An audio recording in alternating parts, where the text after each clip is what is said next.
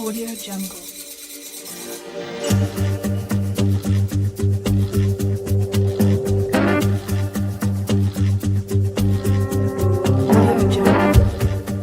I am the Divine Prince, Emmecca, Pan-African Spiritualist, Practitioner, Author, Advisor, Elagoon, Oloye, Hoodoo, Obeya, Bokur. I reside in this beautiful and legendary, historic Treme, New Orleans, Louisiana.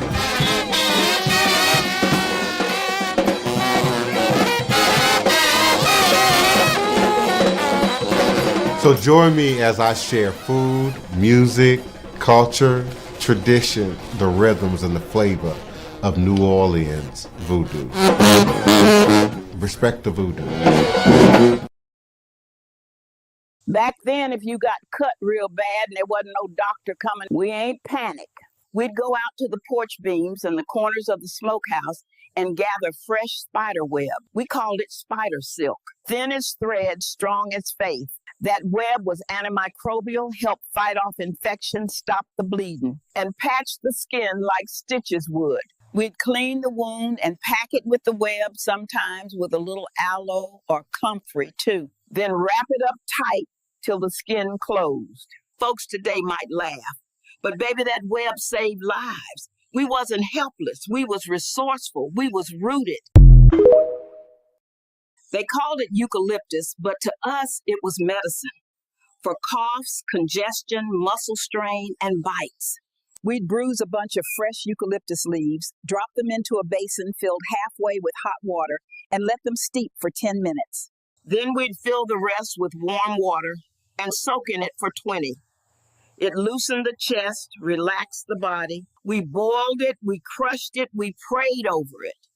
Grandma kept jars on the windowsill, leaves soaking in oil to rub into sore joints.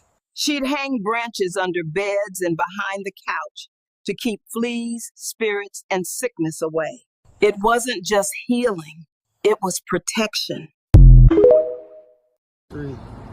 Greetings, everyone. I'm Camille Nylan, the teacher for our 4-week dance class series. Every week, it's on a different beat. You don't need any dance experience. You're just gonna have fun and get your groove on. Every Thursday, starting July 10th through July 31st, 6:30 to 7:30 at the New Orleans Healing Center on St. Claude. Come on in, have fun, and get your groove on. Thank you, and look forward to seeing you.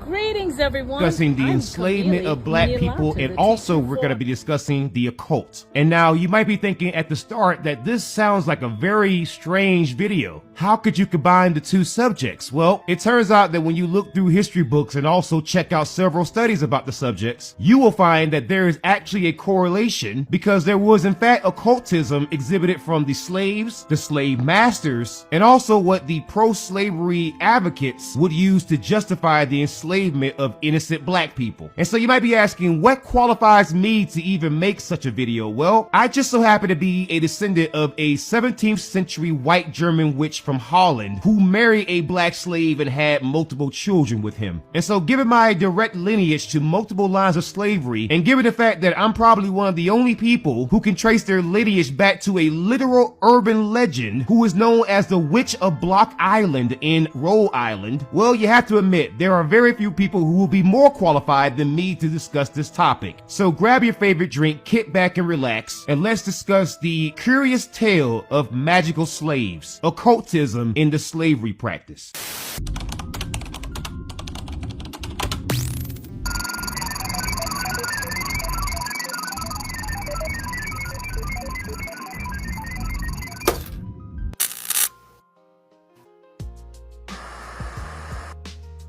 Occultism, as defined by the Merriam-Webster Dictionary, is the theory or practice or belief in or study of the action or influence of supernatural or supernormal powers. And many things have been defined as occultism, from voodoo to Satanism, magic to demon summoning, astral projection, fortune telling, mysticism, shamanism, and other practices and beliefs. Generally speaking, occultism just falls outside of major belief practices. And there are double standards when it comes to labeling one practice or belief as occultism versus others. The word occult derives from the Latin word occultus, which means secret agency or hidden. And the suggestion is that if you utilize magic or you know about esoteric knowledge and esoteric systems, shamanism, paganism, and any other type of occult knowledge, then what you are engaging in is secret or hidden knowledge that was not meant for human consumption, and certainly not for human utilization. But people don't understand the role that the transatlantic slave trade played in perpetuating the beliefs in witchcraft and also superstition that we still hold to this very day. For example, did you know that at one point the people who were enslavers were sometimes seen as witches themselves or using some sort of evil magic? And this wasn't super common, but however, there was a flip side to this. In the early days in Europe and also the lands that we call the United States today, if someone were to be labeled a witch, they could either be sold into slavery or they could lose their life, or both.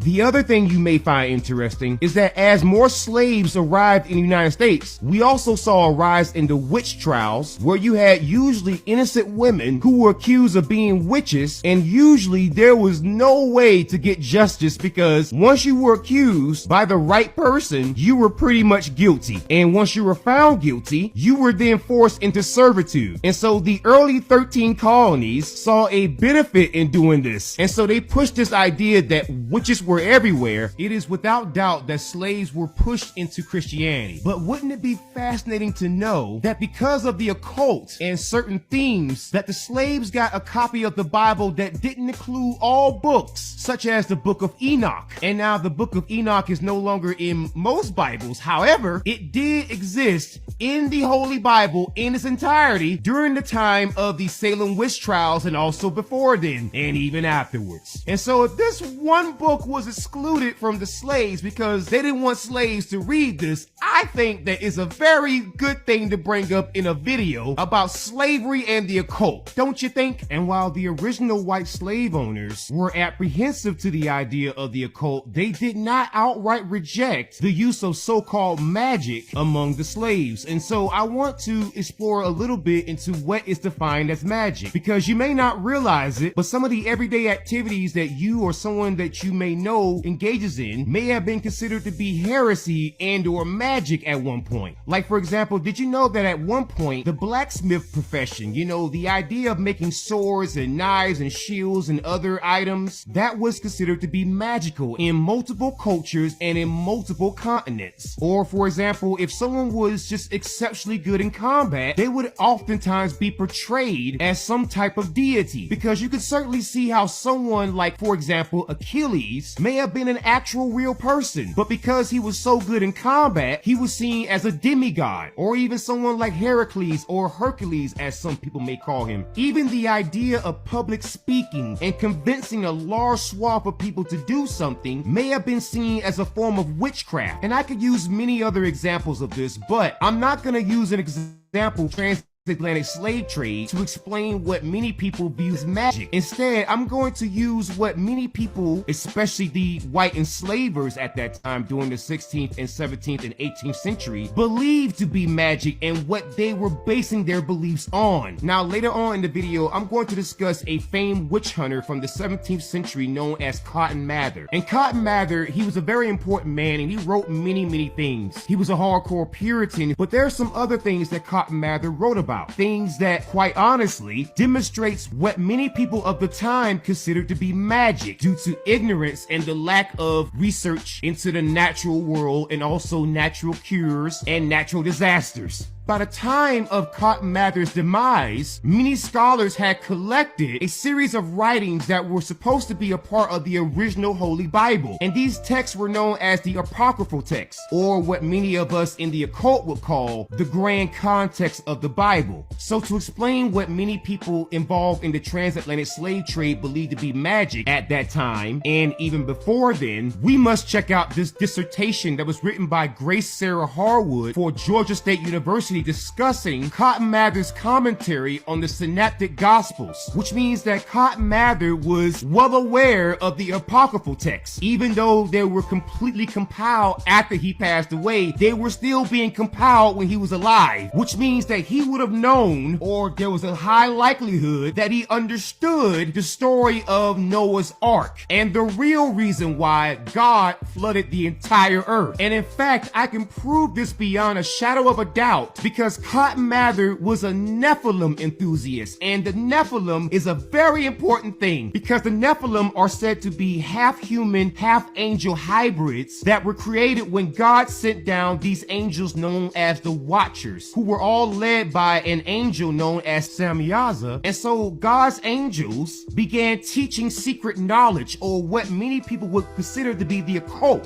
to humans. And some of the things that were taught were things like mathematics, science, history, how to work with the earth, the early root workers, how to use medicinal cures. They were teaching women how to dress up to appeal to men, and other things that you would consider to be normal everyday activities right now. However, God considered those things to be forbidden because many of those things were considered to be witchcraft or heresy. And the central figure of this whole story is not the leader of the Watchers, Samyaza. Instead, it was the then angel known as Azazel. And we get the popular term of scapegoat from Azazel, and I will explain how. Because Azazel, you see, he taught humanity the art of war and how to make weapons. And depending on the reading that you obtain about the Watchers, Azazel either did or didn't have children with human brides. And so it makes it very interesting when God finds out about what the Watchers have done. God didn't punish Samyaza, the leader of the Watchers, the harshest. No, God punished actually Azazel. And it's not even clear if Azazel actually had children with the humans to make these giant human hybrids known as the Nephilim, who are still spoken about to this very day. But instead, God punished Azazel seemingly because Azazel gave humanity the means in which to resist God. And so if you were to read the apocryphal text, you would see that God said to all sin is ascribed to Azazel, not to Samyaza, who was the leader of the Watchers, but Azazel, because God apparently had a special hatred that was reserved just for Azazel, who, once again, I must say it for a third time, we aren't even sure made human and angel hybrids known as these dangerous monsters called the Nephilim. No, all God punished Azazel for with a surety is just teaching man the art of war, how to fight, how to defend yourself. Azazel was the ancient version of the Second Amendment. And so everything that was mentioned about Azazel and the Watchers, everything that was taught to humanity was something that Cotton Mather would have been aware of, because this man is being called America's first Nephilim enthusiast, which means he was the first guy and he understood the history of the Nephilim. So that is the context of Cotton Mather and his judgments of what he would consider to be magic. And you may be thinking, why am I talking about all this? Well, it's going to become very relevant later. And you might be asking, why did I go through all the trouble of speaking about the apocryphal texts? Well, the apocryphal texts were used to justify a lot of slavery and also colonization. And the way that I can prove that beyond a shadow of a doubt is that even Christopher Columbus read the second book of Esdras, which is a part of the apocryphal text, and it's quoted here from Christian History Institute that his sailing across the world was in part because of the second book of Esdras that says that God created the world in multiple parts, specifically 7, and that there was a water world but also 6 dry lands. And so he used this calculation to try to find places. And so if it were not for the apocryphal text, Christopher Columbus and the Spaniards would have never colonized Hispaniola and other parts of the world.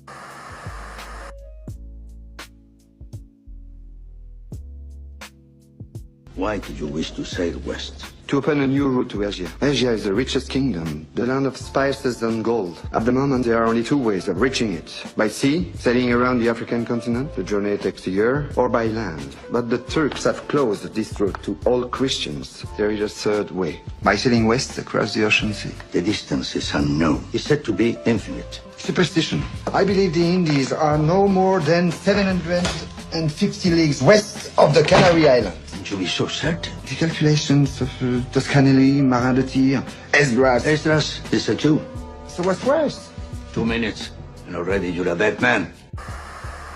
And it's hard to talk about the apocryphal text with the Bible without discussing the curse of Ham, or the part of Genesis that supposedly justifies the enslavement of Africans. And in fact, you had Jewish, Christian, and also Muslim clergy members who utilized the curse of Ham to justify the enslavement of black people. And this story is quite common, and we saw this throughout the world. Because for going on 500 years, it was taught that black people deserved to be enslaved because a Hebrew prophet condemned black people who descended from Canaan, who was Ham's son. But I must say that when it comes to Islam, the Quran does not mention the curse of Ham, and the curse of Ham was eventually rejected by Islam before Judaism and also before Christianity. So Islam got this right where the other two got it wrong for so long. And in fact, some people, when they read the book of Genesis, several Jewish and Christian scholars suggested that black people were predestined to be a slave race, and that by enslaving them, you were guiding them out of darkness. And so when I hear people of the Jewish faith make the claim that they never had slaves, well, that is absolutely a lie, because not only did you have slaves, you even justified it. And so we come to the point in the video in which we have to discuss some of the black slaves and some of their beliefs in terms of religion. And I'm gonna take this to levels that you may not have expected, because yes, we're gonna discuss hoodoo in terms of the foundational black American or freedmen religion that was created during slavery. However, before we get to that, we must discuss the reasons why black slaves even developed religions in the first place and were so religious from the outset. There were already black people in the Americas before the transatlantic slave trade, but for the ones that were taken from Africa, well, that continent in general has always been religious. And it's because of this that when you had white supremacist enslavers showing up to the African continent and started enslaving people, as I mentioned before in the video towards the beginning, many of the black Africans interpreted these white enslavers as witches themselves because they were profiting off of the suffering of other human beings. And as I said before, back in the old days, what was considered witchcraft was a little bit more tame than what you see in Harry Potter or World of Warcraft or a video game or a movie or whatever you have out there that gives you your current mental image of a witch. No, back then, if you were to profit off of the mass suffering of a people and you did it for a prolonged period, then that was seen as a form of witchcraft. And if these white enslavers did not want to be labeled as witches, well, what doesn't help is that many of these stereotypes that are given to black people, even to the modern day, were actually true of the white people back then. Like, for example, there was this suggestion that black people used to eat other black people, but the truth is that white people during the transatlantic slave trade routinely ate their black slaves. And in fact, if you were to look at this writing from William D. Pearson that is entitled The Journal of Negro History, you will see that African slaves faced the horrors of becoming dinner because of the degeneracy of the white supremacists. And some of this stuff was seen as ritualistic because I want you to imagine that you're in a village and you suddenly see these white folks come in the night and come and snatch you up, and they get you on this ship with technology that you've never seen before. It seems almost like magic. And then they start eating you. Well, you would assume that these people weren't human, because what kind of a human would just enslave people, make them work until they pass away, and then if they got hungry enough, would eat them? And then those same white supremacists had the nerve to claim that it was the Africans who were the heathens and the barbarians.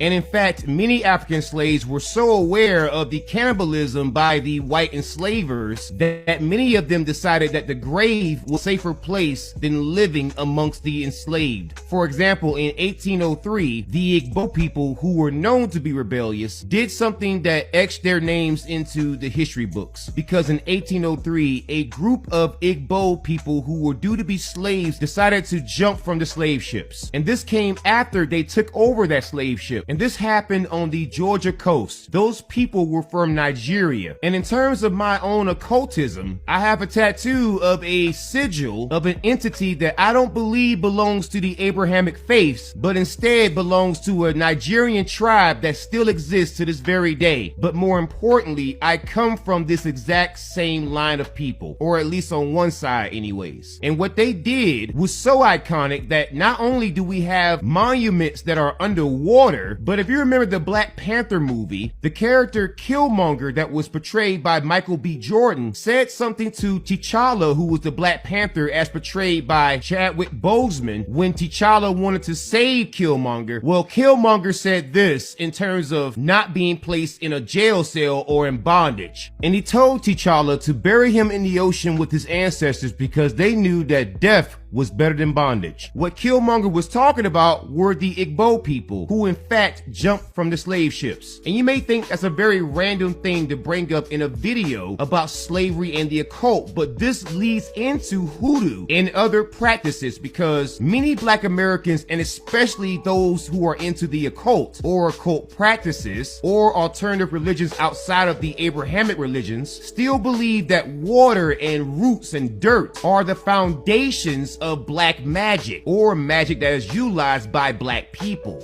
But I think we're getting a little bit ahead of ourselves. We have to understand the difference between hoodoo and voodoo at this point. And so hoodoo is seen as more of a folk magic, even though it is a religion. Whereas voodoo has a hierarchical priesthood and also involves worship of these entities known as the Loa. But with hoodoo, you have more of a focus on the natural world and natural cures, natural environments, but from a spiritual angle. And those hoodoo practices have been practiced alongside Christianity, which is why you find so many Black people in the South who claim to be super Christians, but when you talk to them about their daily activities, some of the hoodoo rituals, and some of the superstitions, you will find that these people are more like hoodoo people who just so happen to observe some Christian traits versus Christians who practice some hoodoo. Another big difference between hoodoo and voodoo is that hoodoo actually incorporates sometimes religious texts from other religions, and they will call on keynote figures from other religions as saints to assist them in their rituals and their practices. Whereas with voodoo, you once again have a written and clear hierarchical structure. And voodoo also has a one true God, a supreme creator, known as Bonnier, which translates into good God or the good kind. And even some of the languages used were different. Like, for example, if you were to go down to South Carolina and talk to some of the hoodoo practitioners there, many of them will speak Gullah Geechee, or the freedmen language known as Tut. And they will incorporate that into their religious practices. Whereas with voodoo, if you were to go over to Haiti, many voodoo services are conducted in French or some version of French like Creole. And also, unlike voodoo, in hoodoo, you can actually consider yourself to be a Christian who just so happens to believe in African gods such as the Orisha and also Jesus. And if for some reason you can't believe that a person can practice hoodoo while also being a Christian, well, I got some news for you. It is common in America to practice hoodoo while also being a Christian, and it has been common for hundreds of years. In fact, there are some practices in which when I mention them, some light bulbs will come on in your head because you'll recognize them. Like, for example, did you ever find it weird how in only the South, for the longest time, did you find this phenomenon of catching the Holy Ghost, or when someone proclaims to be caught up in the spirit and just starts falling out or doing backflips down a church aisle? Well, let me tell you, that is not linked to Christianity. No, instead, that is linked to hoodoo. And in fact, even some of the modern day methods of baptism is linked to hoodoo, especially in the Southern Baptist churches, and even the white churches who copied the Black churches. And then if you look at the ceremonies themselves, especially with the Black church and the AME church or African Methodist Episcopal church, you will find remnants of hoodoo everywhere. And the way that you know this is absolutely true is because because many hoodoo practitioners actually use parts of the Bible in their daily practices. And so you had slaves who had this religion and they wanted to practice it. And so in an effort to hide it from the slave masters, they would combine it with Christianity, whereas you didn't have something like that with voodoo. Another big difference is that you can't just pass down magic from one generation to another in voodoo. But in hoodoo, that is actually a feature in that it is common for someone's ancestors to have practiced hoodoo and that be the reason why the next generation practiced hoodoo. And so basically hoodoo is more of an ancestral religion. And with some rituals, I can tell you from personal experience, you need the help of the ancestors or else that ritual and whatever effect you're desiring to acquire will fail. But I have a much more simplistic and down-to-earth difference for you. Hoodoo more so focuses on the natural environment in terms of what you can generate, what you can conjure, what you can summon for protection, and more practical things that are more tactical use for everyday life. Because hoodoo was created by slaves during the transatlantic slave trade in the United States, and therefore the practice had to be practical. However, with voodoo, you see more of a spiritual angle. You don't see as much natural cures, ointments, and tinctures because you have an organized religious structure there, much like a church. And so you can do some of the same things in hoodoo as you do in voodoo and vice versa. However, the difference is like this. If you have scissors and a butter knife, sure, you could cut a piece of paper with a butter knife, but you would more easily cut it with scissors. And you can cut some butter with scissors, but butter knives are made to cut butter. So while one can do the other sometimes, one thing is meant for one thing and the other thing is meant for their thing. And you should never confuse the two. One of the other differences is terminology. In voodoo, once again, you have an organized religious structure, and in hoodoo, not so much, for the most part. You have the concept of a voodoo priestess or priest, but in hoodoo, you have the concept of a root worker or conjure woman. And that term root work was used in English in the 1830s to describe black people, usually black men, who were root doctors that used traditional herbs, roots, and spells and potions and other things that are more associated with hoodoo than any other spirituality. And some of the effects of root workers and conjure women can still be seen to this very day. And in fact, the traditional term for Black American medicine was called root work. And the reason why Black American women who were slaves were called conjure women is because hoodoo is a conjuring type of magic. Voodoo manipulates the natural world, whereas with hoodoo, you are supposed to create new things and conjure cures and conjure things for protection. And that sort of belief system lends itself to creativity, which explains why so many Black Americans to this very day, and especially the Black descendants of American slaves, are such a creative people. And that's because for centuries, being creative and making up things and conjuring things was how we survived.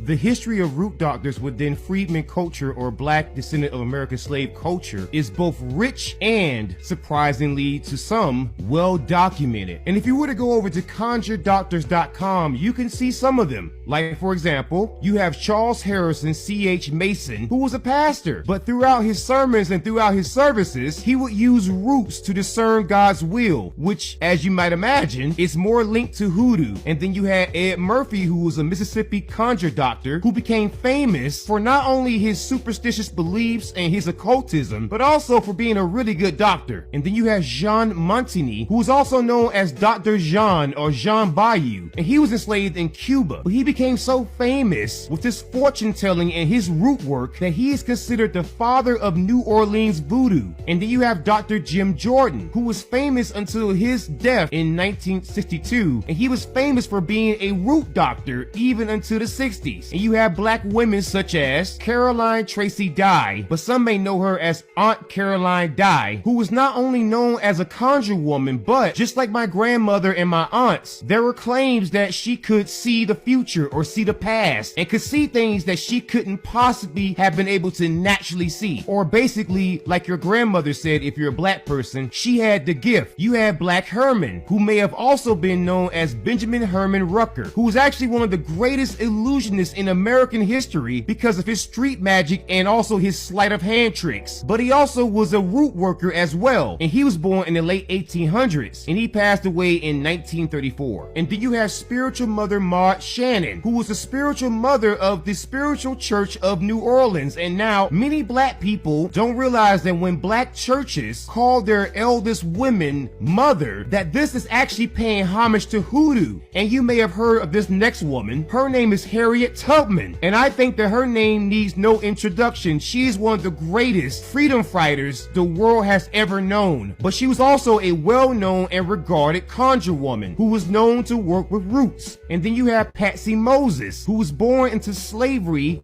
in County in Texas. And it was well known that she was a conjure woman because she is known as Patsy Moses, the Texas conjure woman. And then you have people like Gullah Jack. And Gullah Jack was a black man who would use his conjuring abilities and other parts of hoodoo to aid him in freeing black people. And then you have people like Mary Ellen Pleasant, who was not only a freedom fighter, but also an abolitionist and a black woman who came into some money. And she also helped to run the Underground Railroad. And this woman is so revered and so respected that she is known as the mother of human rights in California. And this next woman is very, very important because she explains a very complicated concept that is true to American history. This woman's name is Emma Dupree. She passed away in 1995, which means that she was a root worker in the modern day. And Emma Dupree is known as a granny woman. And a granny woman was a woman that was known throughout the country as a woman who was good at being a midwife, good with herbal cures, good with making potions and tinctures. And basically, people who couldn't afford to go to the hospital or go see an actual doctor would call upon these granny women, who were usually women who also knew hoodoo, and they knew how to work with the roots and the plants and the earth in order to make what Miss Emma Dupree would call a garden-grown pharmacy. You have others like Marie Steele, who was a black and Cherokee Indian woman, who was a well-noted and well-respected conjure woman. You have Aunt Sally from Gee's Bend, Alabama, who was not only one of the only midwives in the area, but she was the only medical personnel in the entire area. And the only medical expertise that she had was her root work.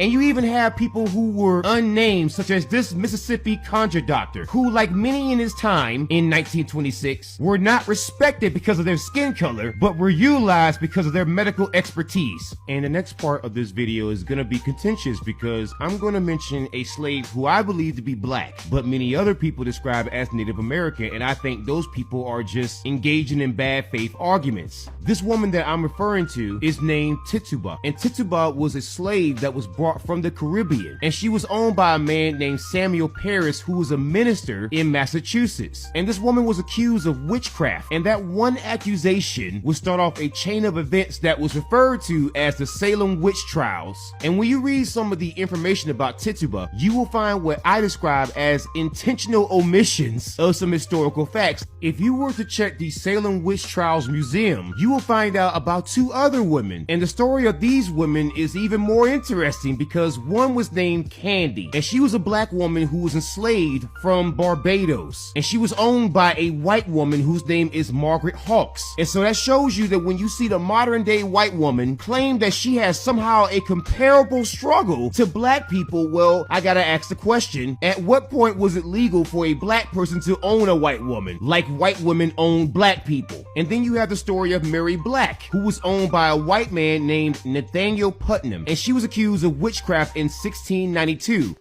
Tituba, the most important figure in the Salem witch trials, was indeed a black woman. And the people who don't understand this simply don't understand the history of how we classified people by race in this country. Because it was very common in the early days, and especially the 16th and 17th century, to refer to people as either African or Indian based on just eyewitness testimony alone. Because if you were to read the backstory of Tituba, you would find out that even the famed witch hunt hunter and Puritan Cotton Mather once described her as a slave from Africa. In fact, the early Puritans, they really had a different way of categorizing race, because they wouldn't just label someone as black just because their mother was black and their father was a native, and they would just go off of what they would perceive based on vision alone. However, if you look at the colonial references to Tituba, you would find out that this person practiced hoodoo, which is a practice that was created by black people during slavery in the United States. And just like this paper that was written in the year 2000 by Veda Smith Tucker from Grand Valley State University, you can see that there's been some grand attempt to erase the blackness right out of Tituba. And the fact is, her name, Tituba, is a name that is found in Nigeria. And that name comes from the Yoruba traditions, which is linked to popular deities such as Ogun, Anansi, Shango, Yemoja, and many others. So you have this woman who is practicing a religion that was made by black people in slavery, and she has a name that is still being used in Nigeria till this very day. And if you were to read the book written by Peter Charles Hoffer entitled The Devil's Disciples, Makers of the Salem Witchcraft Trials, that was published under the Johns Hopkins University Press, you would see that Tituba and her black origins are seemingly being covered up. And in fact, this guy appears to believe that Tituba wasn't Indian at all, that she was completely African. And we also find the evidence of the reasons why people thought that she was Indian. And it's the exact same thing that I was thinking when I was reading this, because I saw the last name of her husband. And so you see Tituba marry an Indian man, and his name was John Indian. And so when you marry a man, you take on his surname. And so when people who didn't understand the history or understand the history of her name coming from Nigeria, well, they assumed that she was an Indian.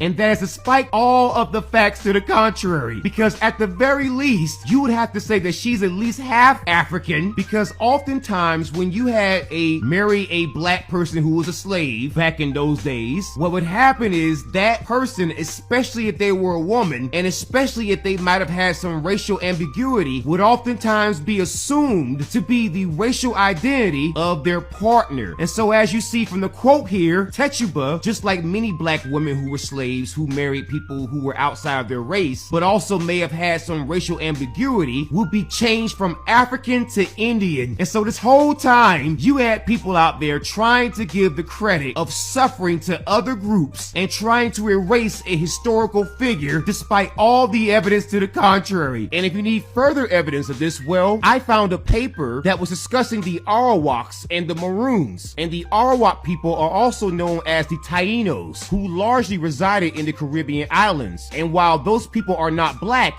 we find out that they had interactions with the Black Maroons. And if you don't know who the Black Maroons are, well, let me explain. You see, the Black Maroons were escaped slaves who started their own tribes and their own armies in both North and South America. And their whole goal was to live peacefully and or burn down slave plantations and free the slaves. Basically, these people were freedom fighters, and they were pivotal to some of the most important revolutions that we've seen in human history. Like, for example, you can see the occult influence that the Black Maroons already had due to many of their beliefs that were rooted in African religions. And then aside from that, we know that the Black Maroons interacted with the Haitians before and after the Haitian Revolution. And we all know of the occult practices from Voodoo and other beliefs that is located in Haiti. But that's besides the point. We know that the Black Maroons and the Arawak people actually intermingled and intermarried. And we know this because Christopher Columbus met the Arawak people in 1492. And then shortly afterwards, the Spanish ransacked their lands, and those lands included Caribbean islands, such as Hispaniola and also the Bahamas. And due to disease, enslavement, and even some of the Spanish taking the life of the Arawak people, many of them perished. And so when the numbers of the Arawak people were going down, the Spanish imported black slaves. And those same slaves, as I mentioned before, intermingled with the Arawak people. And it is for that reason that many of the Arawak people were classified as black or maroon, which was another way of saying black. So the idea that Tituba could not have been a black woman is not only ridiculous, but that suggestion in no way reflects historical reality. And so I called the Salem Witch Trials Museum. And when I tell you that that museum engaged in the concept of I'm white and I say so, I'm not kidding you, because even even the so-called educational director sat there and told me this woman was Indian and there was no way she could have been African, and that they leaned more towards Indian. And that is despite the fact that Peter Charles Hoffer and other people have clearly pointed out that she is African. And like I told them on the phone, many black women who were slaves who married other people outside of their race would assume the racial category of their spouse, and especially if that person has racial ambiguity. And I was even told on the phone that it was uncommon for women to take the last names of their husband, and that's despite the fact that Peter Hoffer clearly says otherwise, because I'm going to quote right here. It says, quote, Tituba became Indian because her husband was Indian John. His identity became hers, just as women took their husbands' names and their husbands took married women's property. There were a number of such intermarriages in the 18th century in which racial identity shifted from African to Indian. Peter Hoffner is right, and I'm really concerned about the Salem Witch Trials Museum and their I'm white and I say so attitude, because it didn't matter what I said, it seems like the goalposts were being pushed further and further and further and further out, which explains why we have a really hard time in this country actually finding out accurate information, because people put their personal biases and their I'm white and I say so attitude before the facts and the evidence. Because one of the lines of slaves that I come from comes from Rhode Island, which is in the northeast part of the U.S. And I know for a fact that when I was told on the phone by the Salem Witch Trials Museum that it wasn't common for women, especially slave women, to take on the surnames of their husbands, well, I knew that was ridiculous, because my 8th great grandmother, who was a white woman, married into the Sands family, which is one of the most famous families in the whole northeastern part of the U.S., because from the 16th to the 18th century, the Sands family, Jefferson family, and Stilwell families had slaves who built up a good bit of the northeastern part of the United States. And so it is very insulting to have a white person lecture me about slave names when the fact is I have 5 different historical societies who have featured my lineage because I am so good at researching. And also, when I talked to the Salem Witch Trials Museum, there was this suggestion that the reason why her race went from Indian to black is due to racism. Well, that's not true, because if you actually read the account of the famed witch hunter Cotton Mather, he said that while he was interrogating her, she transformed from African to Indian, which means that this early school racist literally changed this woman's racial identity, and the I'm white and I say so people at the Salem Witch Trials Museum is literally just going with that. And that's despite the fact that when you research the name Tituba, it comes from Nigeria. There is no current large swath of native women named Tituba. And the way that I'm gonna pull rank on this is that I'm currently a practicing occultist who utilizes Ogun and also Anansi from the Yoruba traditions that comes from Africa. And I know that Tituba is a name that comes from those traditions. And if people claim otherwise, I'm gonna call them racist. Because if you can't find a bunch of native women named Tituba right now, and yet you can find that in Nigeria, and then we see proof that Cotton Mather claimed that this woman used hoodoo with an African name, then at this point, if you're claiming that she's native, you're just engaging in I'm white and I say so, and you're also engaging in black erasure. Because when it comes to correcting the record, we know that those records were never corrected because white people wanted to correct them willingly. It's time to stop lying, and it's time to stop using other people to delegitimize black stories, and all because you want a connection to a story that is not yours. ACAB, don't you step to